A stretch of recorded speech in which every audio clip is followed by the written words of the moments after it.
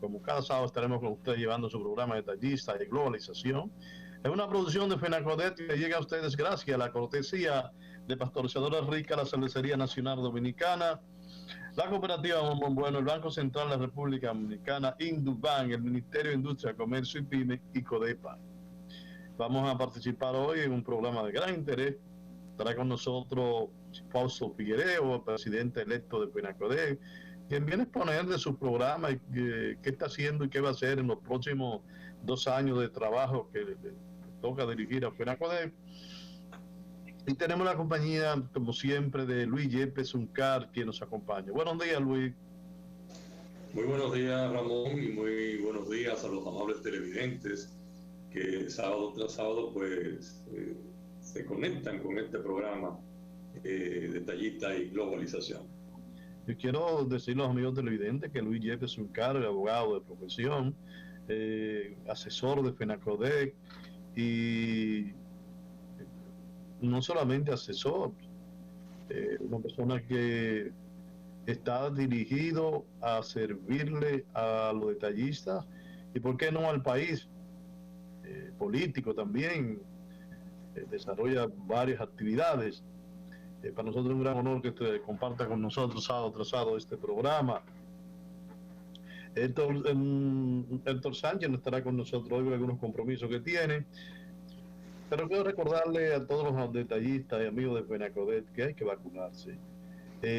Con esta variedad que hay los que están entrando al país del COVID, las variedades del COVID, no entiendo por qué hay tanta gente que no se vacuna, que no quiere vacunarse. Yo me puse las 3 vacunas y lo único que puse fue el brazo. Todo lo otro fue gratis y no sentí ningún efecto. Alguna gente ha sentido efectos, pero la mayoría no ha sentido ningún efecto sobre la vacuna. Algunos sienten unos efectos que son imaginarios. Por ejemplo, yo siempre recuerdo un trabajador nuestro que nos dice: me duele la cabeza después que me puse la vacuna. Digo, pero antes te dolía también y tú no te debes vacunar. ¿Cuál es la diferencia? Ahora por la vacuna. Es decir, que mucha gente quizá cuando se pone la vacuna le da gripe o le da qué sé yo, pero que esa enfermedad es común a la gente. Lo que no le da es COVID. Bueno, nosotros como FENACODET queremos informarle a todos los detallistas que Javier Chireno, uno de los dirigentes de FENACODET, de la vieja guardia, se encuentra en el centro de la salud con un estado delicado. Vamos a orar y vamos a rezar todos unidos por la recuperación de nuestro gran amigo Javier Chireno. Recordarles siempre que hay que vacunarse. Es la única forma que el colmado, que el negocio y que el país esté nuevamente libre, que podamos estar libres y quitarnos esa mascarilla que es tan odiosa para tanta gente. Vamos a todos a ponernos esa mascarilla y vamos a disfrutar posteriormente de la eliminación total de la misma en todo el país. En esta semana, en Guerra, la ciudad de Guerra, o el pueblo de Guerra, que es parte del Distrito Nacional, tuvimos la denuncia en el blog Jesús Central del presidente de la Asociación de Guerra sobre lo que han hecho el sistema de solidaridad en el último mes que le quitó el sistema a 7 u 8 comerciantes que anteriormente no lo habían tenido, pero no les comunicaron nada, no le dijeron nada, simplemente se terminó la comunicación. Y le queremos hacer por este medio un llamado a la gente de la sede, la sede no, que no son las energías, de las aves, de ver con la situación de guerra para que estos colmados y estos negocios que fueron sacados del sistema, pueden ver cuál ha sido realmente el porqué. Ellos desconocen, no se les informó nada, El Verifone sigue funcionando, pero funciona solamente con las tarjetas Visa o Mastercard que tienen instalado. De manera que lo mismo decimos para Penacodec. A veces se pone en ejecución de esto de guerra, que es un colmado que tiene esa tarjeta más de 6, 7 meses o quizá un año, fueron sacados sin ninguna explicación del sistema. Porque me acuerdo que cuando se sacaron los grandes que habían sometido, muchos pequeños que se habían puesto por la cuestión de la pandemia, se los sacaron, pero los medianos y pequeños los dejaron. Y estos fueron unos de los colmados que dejaron. Sin embargo, quizás 6 o 7 meses después, un año después, pues estamos eliminándole el servicio. Bueno, Chileno, ya como dije, se encuentra en un estado de cuidado en intensivo y esperamos que realmente oremos todo por él. Penacodec va a hacer su actividad anual. Para este 26 tenemos a nivel nacional los mini congresos y ya el presidente Penacodec vendrá y hablará de los mismos. El presidente electo Franco Figueroa, que estará con nosotros, pues hablará sobre de estos diferentes temas. Vamos a una pausa y en breve regresamos.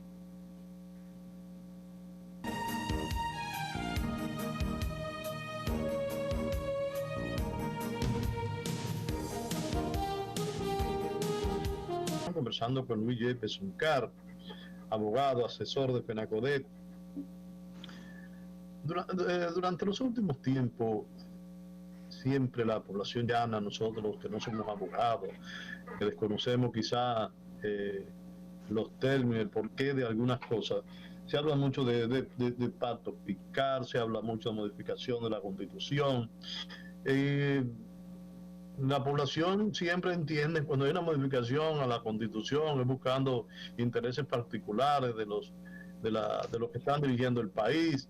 Los pactos son también intereses para el fisco, para buscar la forma de cómo el Estado recibir más dinero y empobrecer más la población. Son una serie de informaciones que le llegan a la población y lo que sienten es al final de pacto, modificación, es sacarle el poco dinero que le llega al bolsillo. Hay una reforma constitucional planteada al presidente, donde el presidente Luis Abinader, que aspira a que en esa modificación de la Constitución, los aspirantes de las altas cortes sean personas que no tengan militancia política durante los últimos cinco años. Yo quiero, Jefe, que tú, como jurista, me aclare eso de los 5 años y la opinión tuya en sentido general sobre esto.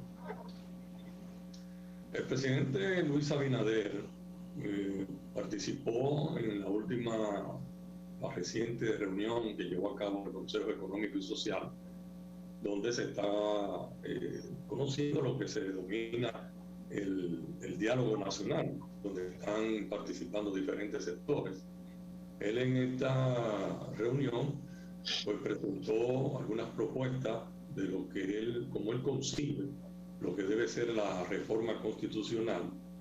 Y dentro de este está no solamente el aspecto de las altas cortes, sino también manifestó que el Procurador General de la República debe ser designado por un órgano diferente al Poder Ejecutivo, debe ser excluido del Consejo Nacional de la Magistratura para que sus integrantes vuelvan a ser 7 como originalmente en la reforma de 1994 estaba concebido.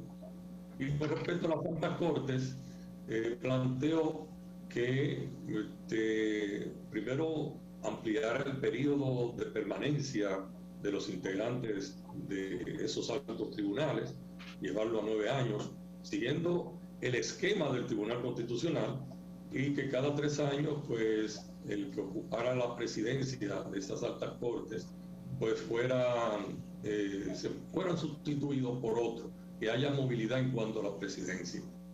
Y lo esencial que ha manifestado es que deben ser personas que no pertenezcan a ningún partido político y de haber pertenecido, pues que ya en los últimos 5 años no tuvieran ningún tipo de militancia. Yo siempre he tenido una posición con respecto a esto, porque siempre he dicho que son posiciones que en la práctica muchas veces, dependiendo de la voluntad del Ejecutivo o de quien esté controlando el Consejo Nacional de la Magistratura, porque son decisiones políticas.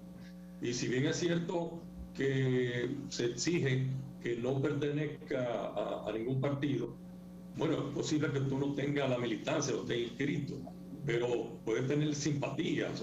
Una persona que haya participado en algunas reuniones de apoyo al presidente de la República o que haya cotizado. Entonces son posiciones que yo no comparto, porque yo rechazo de manera tajante que se considere que una persona, y siempre lo reitero, porque haya asumido la responsabilidad social de hacer vida pública a través de un partido, de por sí eso lo descalifique como una persona que no tenga las condiciones para ocupar un asiento en las altas cortes, pensándose que sus decisiones no van a estar apegadas al derecho y a los hechos. Y siempre cito como ejemplo, porque para muestra un botón, la forma en que se ha conducido y lo excelente que ha sido Milton Rey Guevara al frente del Tribunal Constitucional, que no obstante venir del Partido Revolucionario Dominicano y tener una militancia conocida hasta el momento en que fue designado, nadie puede señalar a este distinguido magistrado como una persona que no ha actuado a la altura de los acontecimientos, de las decisiones, del derecho, de la propia Constitución que tiene que aplicar. Entonces, esto es un aspecto que desestimula a los jóvenes que tienen vocación política, porque si el solo hecho de tú pertenecer a un partido vas a tener limitaciones para ocupar posiciones, no obstante la formación que se pueda tener profesional, con maestría, un conocimiento extraordinario. Entonces, ¿quiénes van a participar en la política? Lo que menos sirve, la persona sin condiciones, porque nadie va a autoflagelarse en el sentido de estar limitado. Por lo demás, quiero manifestar que hay que ver el consenso en cuanto a la modificación de la Constitución, porque pienso que la Constitución nuestra tiene apenas 11 años de vigencia y estar modificando este instrumento continuamente, porque sencillamente se considere que las reformas es lo que es un cambio, y si no se reforma no hemos cambiado.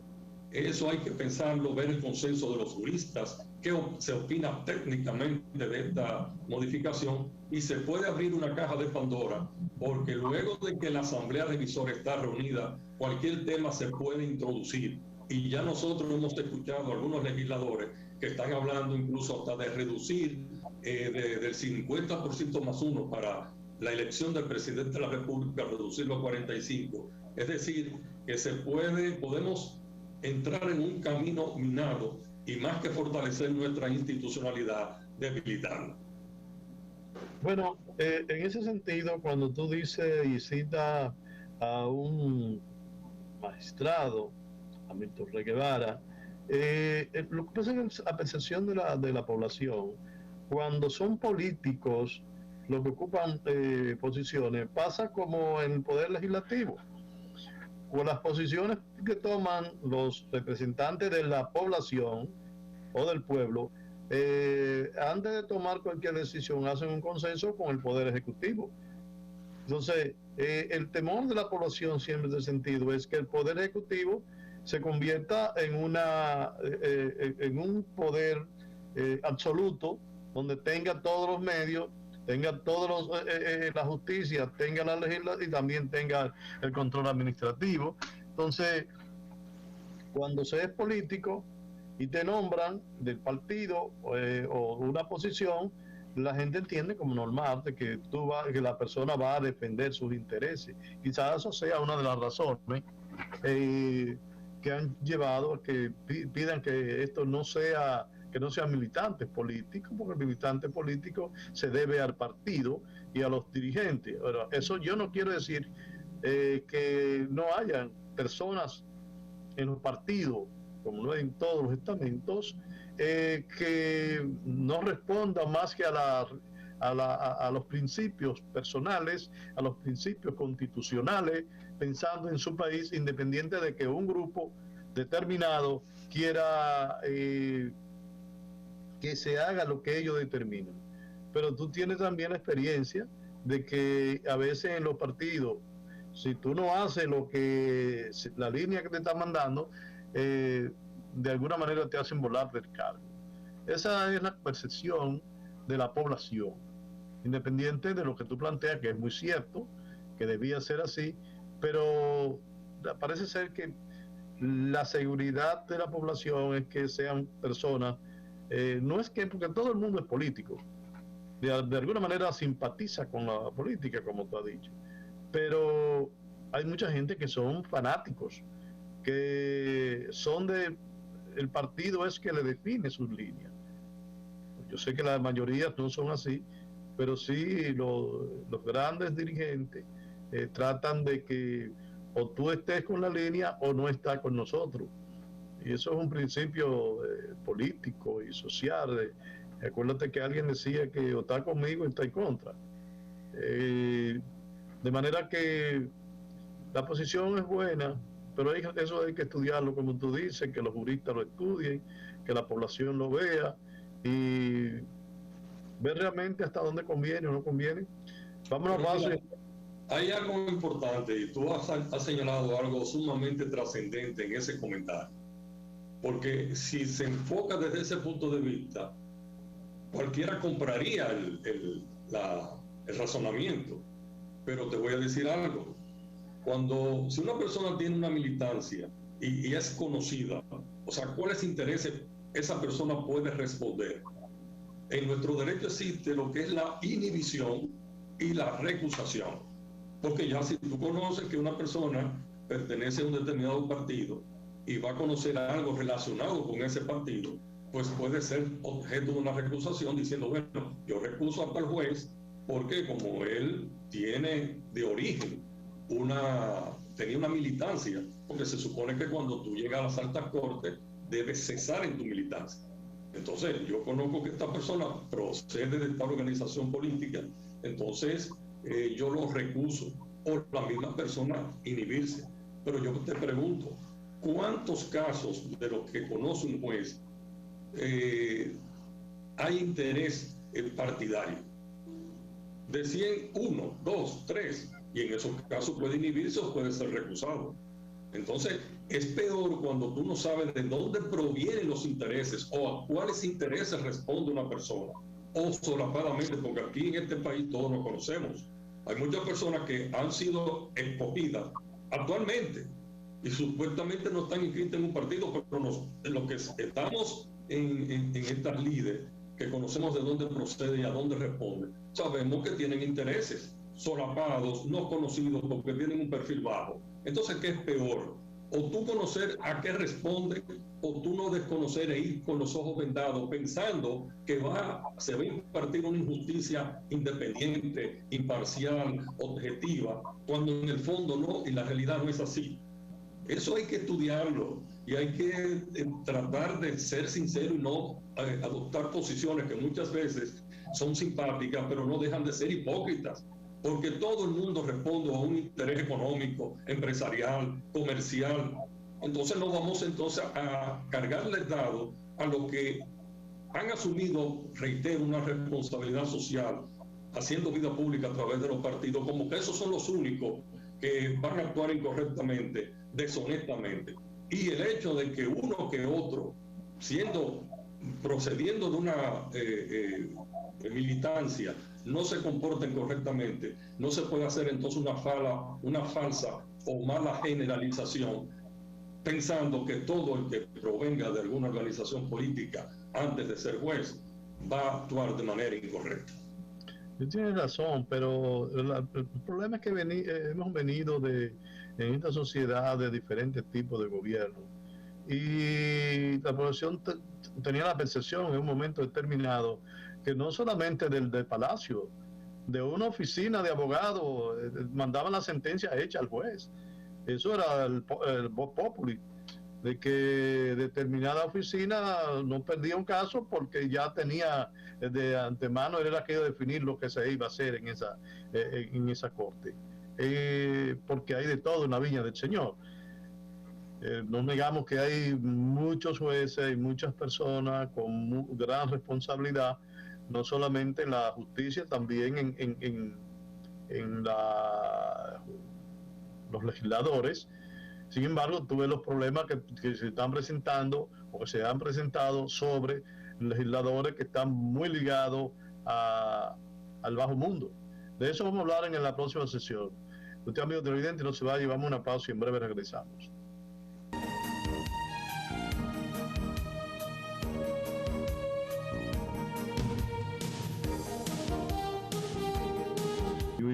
Luis Yepes Uncar, y conversamos sobre la situación social, la situación económica, la situación judicial del país. En la sesión anterior conversamos sobre la posición de la manipulación de los diferentes estamentos representativos de los poderes del Estado. Terminamos conversando sobre la manipulación, como vemos ahora el caso de la que han participado o que están acusando a diferentes legisladores, que no es el primero, porque un legislador fuera también está preso. De manera que hay que ver esta parte que tú planteas y me gustaría ver la opinión tuya sobre el tema. Bueno, ahora en estos días se están llevando a cabo un tipo de investigación que se llama la Operación Halcón, y con ocasión de esto pues han salido a relucir a la vista pública algunos legisladores que están vinculados con el narcotráfico. El tema esencial que se ha presentado con este tipo de investigación y está llevando a cabo muy bien el Ministerio Público a través de la Procuraduría General de la República, que está haciendo un excelente trabajo, es el aspecto de cómo va a ser el comportamiento con estos legisladores que gozan de inmunidad parlamentaria. Nuestra Constitución en su artículo 86 establece y regula todo lo concerniente a la inmunidad parlamentaria, que no es más que ningún legislador puede ser privado de su libertad mientras esté abierta la legislatura, y solamente puede ser privado de ella en caso de flagrante delito o que la Cámara Legislativa a la cual pertenezca autorice ese apresamiento. Con esto de la inmunidad parlamentaria tiene su fundamento esencial en el hecho, y existe en todos los parlamentos y congresos a nivel mundial, porque el fundamento esencial de la inmunidad parlamentaria radica en evitar que el poder político, bajo cualquier subterfugio, pueda apresar en un momento determinado a un legislador y con eso cambiar la correlación de fuerzas de los votos que se requieren para aprobar un determinado proyecto. Y entonces, mientras está detenido, la persona no puede asistir a la sesión y se impone lo que quiere el poder político. Sin embargo, este es el fundamento esencial, pero muchos piensan que cuando se ha cometido o se incurre en un tipo de actuación o crimen o narcotráfico o cualquier tipo de delito o violación de la ley, el legislador no puede ser procesado y nada más alejado de la verdad. Lo único que no puede ser es objeto de privación de su libertad, pero puede ser perfectamente investigado, encausado, juzgado y condenado, y puede serlo en libertad. Lo que pasa es que en el país tenemos aquella cultura del tránquenlo, y aquí en el imaginario y en la mente colectiva existe la idea de que si no, la persona no está presa, no existe caso. Y realmente la privación de la libertad es la medida de coerción más gravosa que se impone cuando contra la persona hay una cierta duda de que se puede sustraer del proceso y no tiene arraigo. Pero pienso que ahora esto de la inmunidad parlamentaria y que estos legisladores, si no se les levanta la inmunidad luego de que se solicite la autorización por parte del Ministerio Público o del juez de instrucción, que ahora ya fue designado por la Suprema Corte de Justicia, ellos pueden ser perfectamente procesados y, o sea, ya en ese caso, si procede privarlo de libertad, pues se privaría.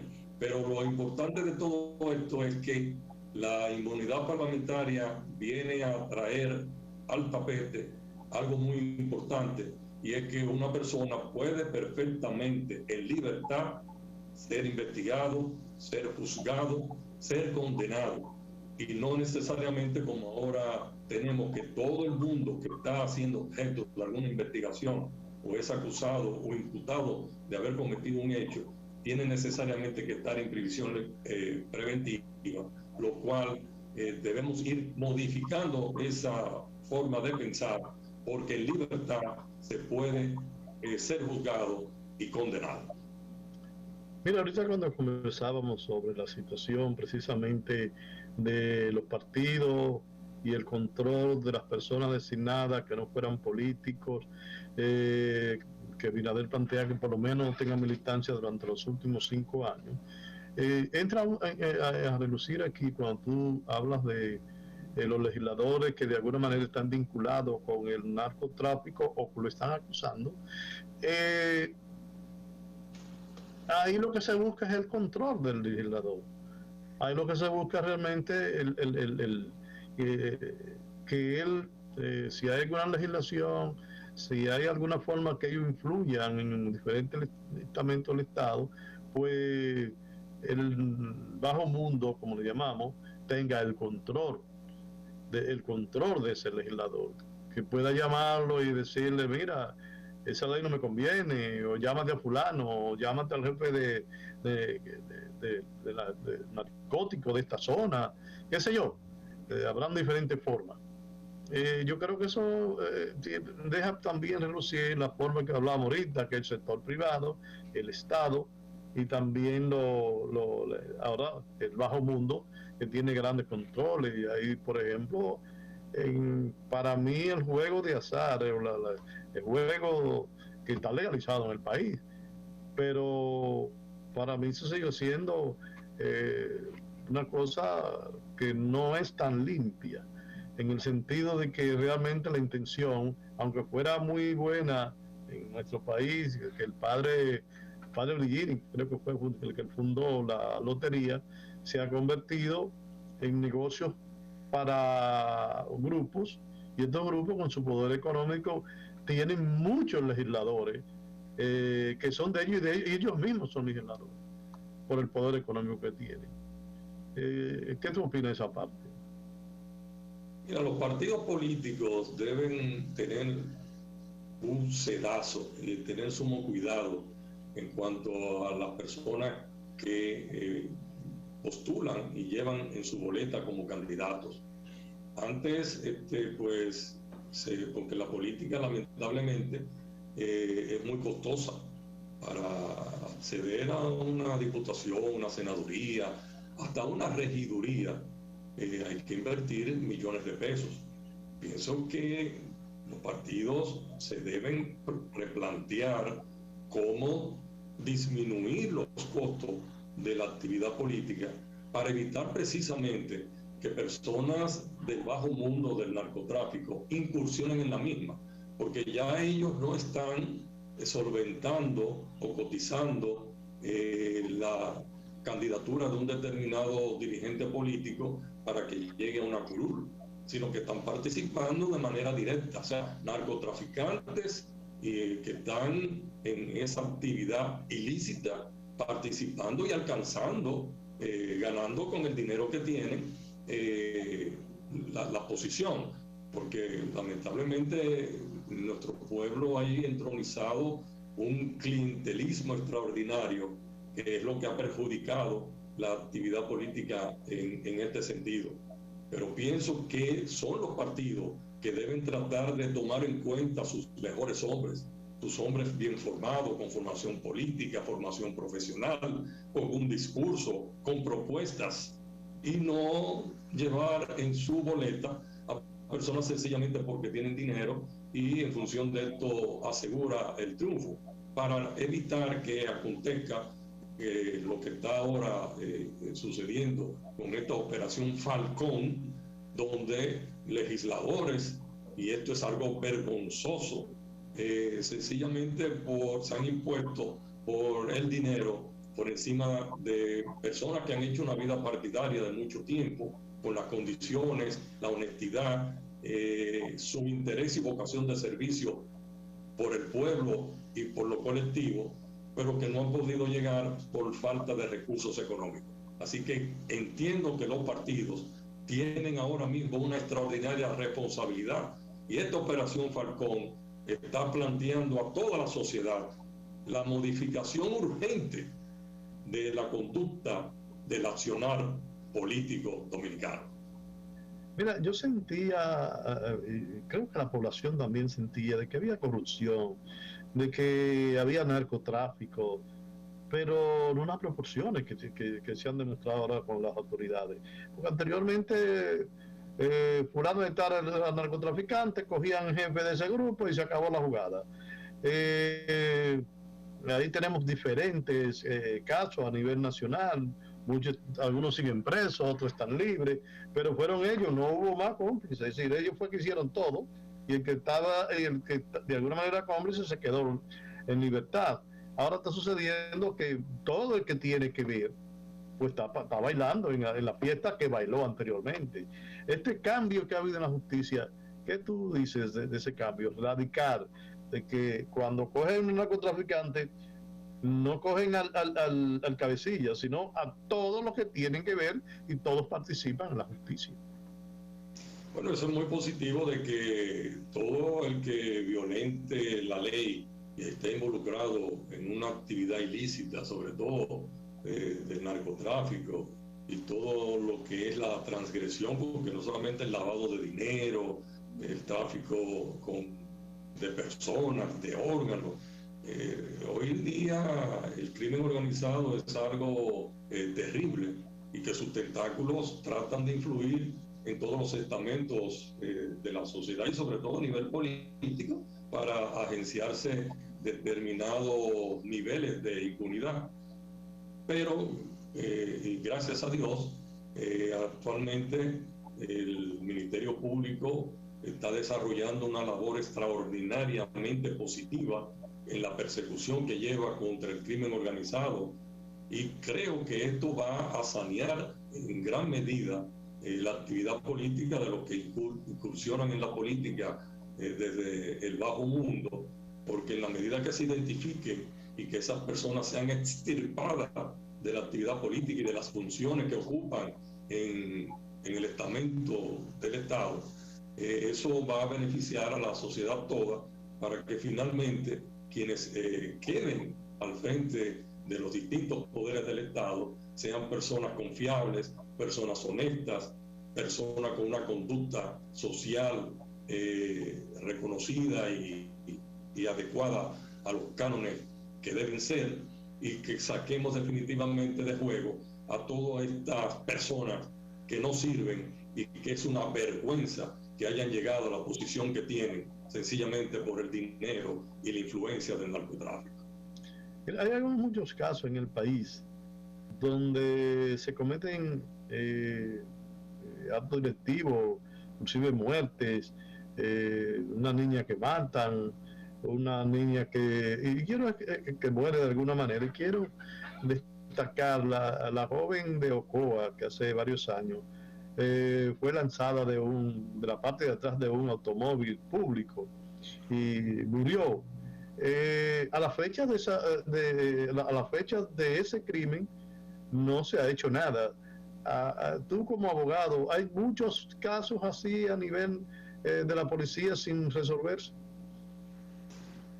Bueno, ciertamente hay muchos casos que no trascienden a la opinión pública la solución de los mismos, pero sí es lamentable que si no hay una familia doliente o algún estamento de la sociedad que le dé seguimiento al caso, pues quedan en el olvido y muchas veces quedan en impunidad.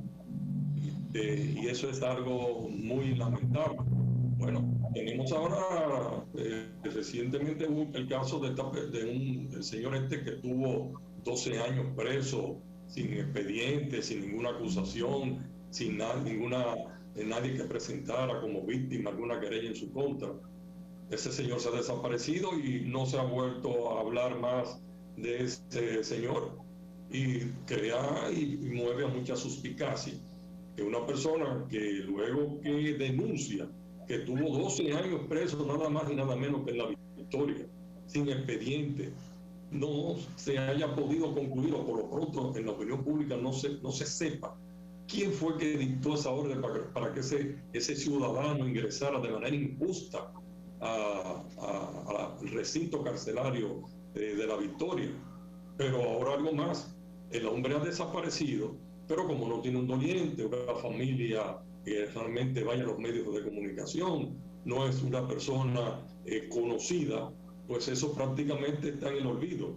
Y esto lo traigo a colación como muestra de que, como ese caso, hay decenas y cientos de casos que finalmente no concluyen, precisamente porque no se le da seguimiento, porque no tienen la oportunidad sus familiares o las propias víctimas de estar en los medios de comunicación, y sencillamente no se le da continuidad a la investigación y se sancionan a los culpables. Bueno, vamos a una pausa y en breve estaremos nuevamente con ustedes y vamos a hablar ahora de la educación y el inicio escolar de este próximo lunes. No se vayan, nuestro evidente, que en breve estaremos con ustedes.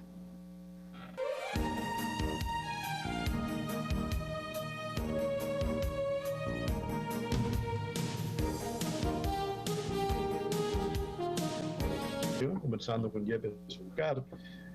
En la sesión anterior yo hablaba de la apertura escolar de este próximo lunes. Hay una queja bastante grande de la población por el costo de los libros, por el costo de los cuadernos, por el costo de los uniformes.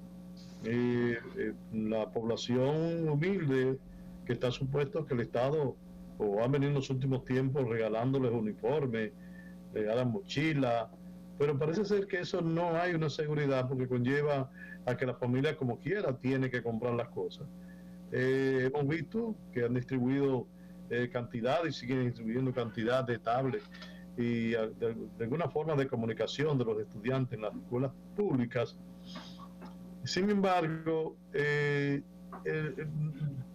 nuestra opinión, esas tablets debían de venir con los libros.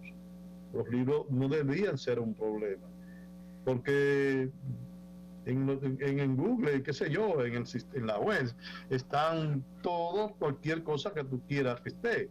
Entonces, todos esos libros de educación podría los niños o los jóvenes leerlo en su tablet, estudiar en la tablet, para que las personas no hagan esa inversión. Ahora, los grandes intereses que hay para la venta de libros, para la venta de uniformes, para la venta de una serie de cosas que utilizan los estudiantes, quizás sea una de las cosas que impiden que esto suceda. Eso, las ventas de los libros, yo no te estoy diciendo que no sea porque se hay venta de libros virtuales, que el año pasado esas ventas de esos libros eran carísimos. Yo pienso que debe haber una biblioteca donde el estudiante pueda entrar y pueda buscar sus libros de forma virtual y estudiar ahí, y eso le bajaría bastante el costo a la familia. ¿Por qué no lo han hecho? No sé, el presupuesto de educación es muy alto. En los años anteriores se hicieron muchas escuelas, ahora nos encontramos que muchas escuelas de esas se encuentran sin medio hacer, que no están hechas. Escuelas, creo que no fue, por ejemplo, la República de Haití, está ahí la José Fabrea, que tiene desde el gobierno de Leonel Fernández, que están haciéndola y no la terminan nunca, a pesar de que tú ves que están trabajando. De manera que yo creo en la educación virtual, yo creo que esa es la próxima en el futuro, así que se va a estudiar, porque de hecho ya las universidades vienen haciendo eso a nivel internacional. Y te digo a nivel internacional porque las maestrías, la mayor cantidad de maestrías se están haciendo o se han hecho de antes ni siquiera era virtual, era a través de correo y de comunicación quizá por WhatsApp. Hoy ya las clases se dan a nivel internacional. Tú puedes inscribirte en cualquier universidad del mundo y hacer tu maestría desde tu país, que reduce bastante los costos. No sé cuáles son, pero sí sé que hay muchas universidades, como sé también, por ejemplo, que la medicina al final también va a ser virtual, porque están haciendo muchos equipos que simplemente a lo mejor tiene que poner un dedito en el dedo, en un aparatico, y el doctor te va a diagnosticar por ahí, porque ya existen los programas. Existen programas de que tú en el dedo pones el dedo, te pones un aparatico y al otro día te llega todo lo que tú tienes. Nosotros hemos hecho y te voy a decir que en el caso nuestro lo hicimos de esa manera, lo hicimos con un laboratorio local y la coincidencia fue muchísima. Yo diría que un 95, 99% de la coincidencia de los laboratorios y lo que me hicieron con el dedo y lo que el laboratorio dio coincidía, de manera que vemos que la educación debería ser virtual para el que quiera ir a las clases que vaya. Hay un problema con los niños, hay un problema con los padres, de que hay que resolverlo. Yo me acuerdo cuando yo estaba joven que decían que el presidente de Cuba, Fidel Castro, le quitaba a los niños, a los padres, a los hijos y a las madres, y los llevaban a un sitio para la educación. Ahora yo entiendo el por qué era que le quitaban los niños, era porque si usted iba a trabajar y no tenía que atender a los niños, ni tenía dinero, entonces hicieron la famosa guardería y ahí estaba el niño tuyo hasta que tú regresaras a la guardería que hoy estamos haciendo nosotros. Quizás Cuba la hizo cuando Fidel comenzó. Me gustaría oír tu opinión sobre eso, tú que tienes, que compras libros todavía.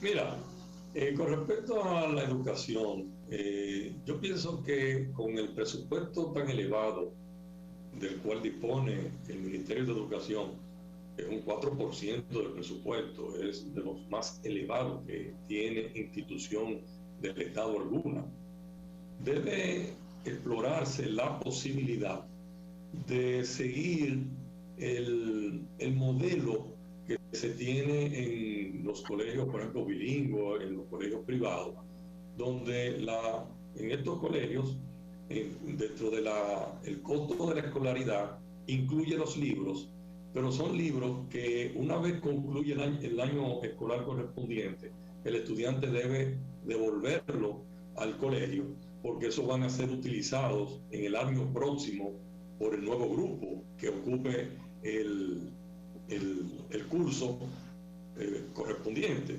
Yo pienso que se debe estudiar a nivel de nuestra educación pública la posibilidad, y con esto ayudar a los padres de menores ingresos, pues sí, la posibilidad de que el ministerio adquiera los libros y esos libros estén a disposición de los estudiantes, quienes deben, una vez concluido el año escolar, devolverlo para que en el próximo año lo utilicen los nuevos estudiantes.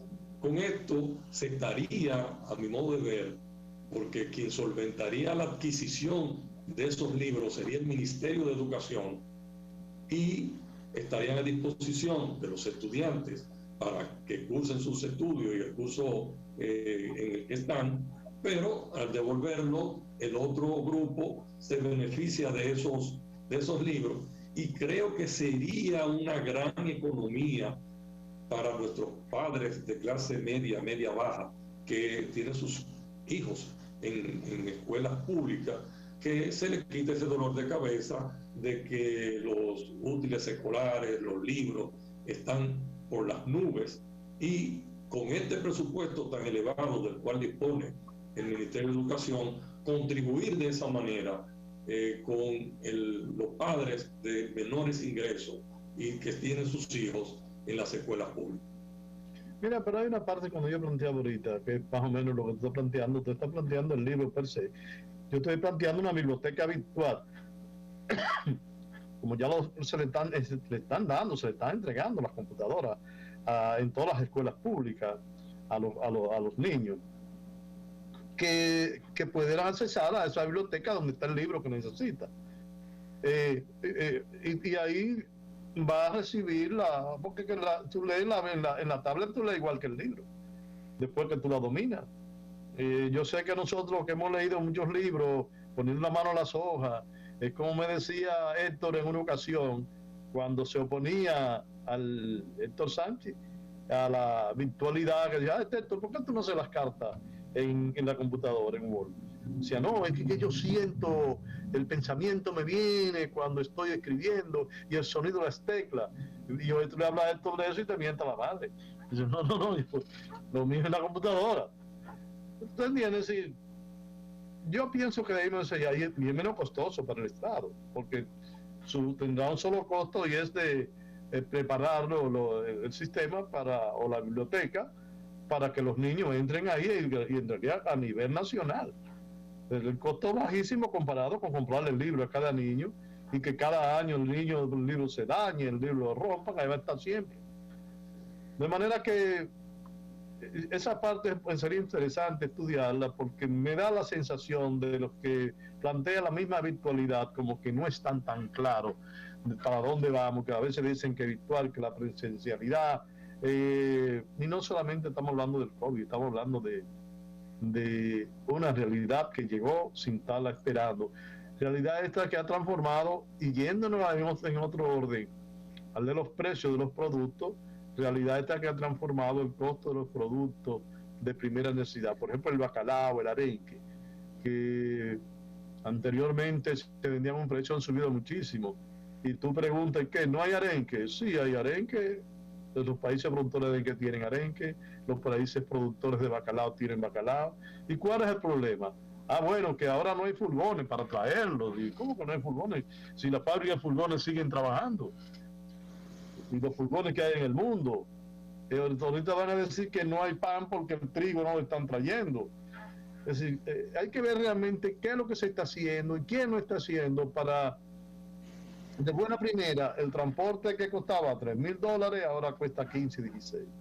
Entonces, hay que ver el asunto y que después que todo era chino y que la China y que la China, hoy los chinos no es que están cobrando caro, pero el transporte de China es carísimo.